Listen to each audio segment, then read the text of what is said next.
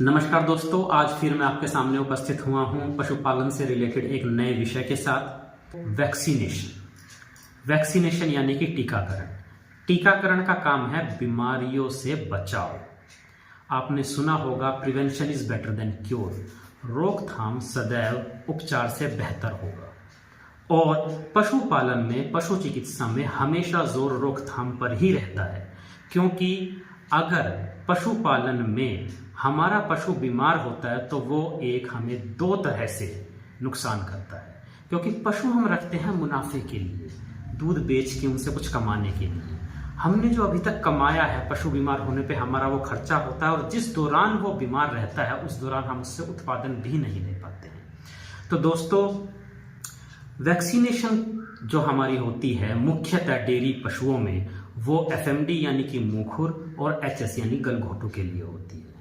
दोस्तों, ज़्यादातर राज्य सरकारें इन दोनों बीमारियों के खिलाफ वैक्सीनेशन मुफ्त में घर द्वार पर करती हैं, और जहाँ पे पैसे लिए भी जाते हैं तो बहुत ही नॉमिनल, बहुत ही न्यूनतम दरों पे वैक्सीनेशन की जाती है। तो आप अपने हर एक पशु का, चाहे वो छोटा है, चाहे मध्यम आयु वर्ग का है, चाहे बड़ा है, उसका वैक्सीनेशन मुंहखुर और गलघोटू का ज़रूर करवाएं। दोस्तों, हमने हज़ारों पशुपालकों से बात की है जो अपने पशु को वैक्सीनेशन नहीं करवाते हैं। वो हमें समस्याएं बताते हैं कि मैं अपने पशुओं को वैक्सीनेशन इसलिए नहीं कराता हूँ क्योंकि जी उनकी गांठ हो जाती है, या पशु को बुखार हो जाता है, या पशु को दूध कम हो जाता है। लेकिन दोस्तों, हमने हज़ारों ऐसे पशुपालकों से भी बात की है जो लगातार रेगुलर वैक्सीनेशन करवाते हैं। दोस्तों, हमने उनसे पूछा कि आप रेगुलर वैक्सीनेशन करवाते हो, कुछ लोग नहीं करवाते हैं, क्या आपको समस्याएं नहीं आती हैं? उन्होंने कहा जी आती तो हैं, लेकिन वैक्सीनेशन ज़्यादा ज़रूरी है, और जो समस्याएं आती हैं हम उनका समाधान भी करते हैं। हमने उनसे डिस्कशन किया। डिस्कशन करने के बाद उन्होंने जो समाधान, जो निवारण बताए, हमने उन्हें टेस्ट किया, हमने दूसरों को भी बताया, तो उसमें पाया कि हर समस्या का निवारण है, लेकिन वैक्सीनेशन ना कराने का कोई और दूसरा ऑप्शन नहीं है। दोस्तों, अगर वैक्सीनेशन आप नहीं करवाते हैं, बीमारियां होती हैं, तो वो पशु लगभग पूरे जीवन के लिए ही खराब होता है, खासतौर पे एफएमडी में।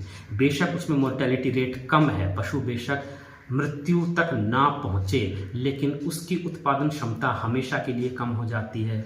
वो पेंटर हो जाता है, बार बार बीमार पड़ता है, और अपने बार बार नए दूध होने में भी उसे समस्याएं आती हैं। तो दोस्तों, इसलिए आप वैक्सीनेशन एफएमडी और एचएस दोनों के खिलाफ ज़रूर करवाएं।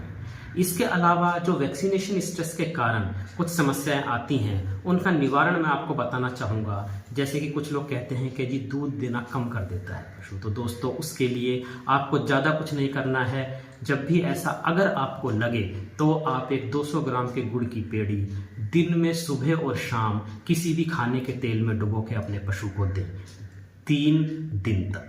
इससे जो उसका उत्पादन है वो या तो घटेगा ही नहीं, और घट भी जाएगा तो कुछ ही दिनों में वापस आ जाएगा पूरा।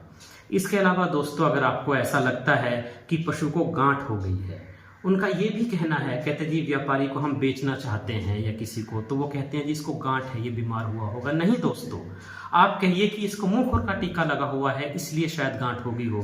हमारा पशु, ये तो एक बेनिफिट है, आप शान से बताइए कि वैक्सीनेटेड है, बीमारियों से बचा हुआ है हमारा पशु, तो उसकी कीमत तो और ज़्यादा लगनी चाहिए। और जहाँ तक गांठ की बात है, तो दोस्तों उस पर आप बर्फ़ की सिकाई करोगे 2-3 दिन तक तो गांठ पिघल जाएगी। दोस्तों, अगर आपके पशुओं को वैक्सीनेशन के बाद ऐसा लगता है कि बुखार, दर्द या सूजन हो रहा है, तो उसमें कोई ऐसी बड़ी बात नहीं है। 2 दिन तक आप सुबह शाम उसे 2-2 गोली दर्द, बुखार, सूजन की देंगे तो वो समस्या का आपका समाधान हो जाएगा। ये बहुत कम मेहनत है उसके कंपैरिजन में जिन बीमारियों के लिए हम टीकाकरण कर रहे हैं। यदि वो बीमारियां हो जाती हैं तो आपका बहुत बड़ा नुकसान हो सकता है।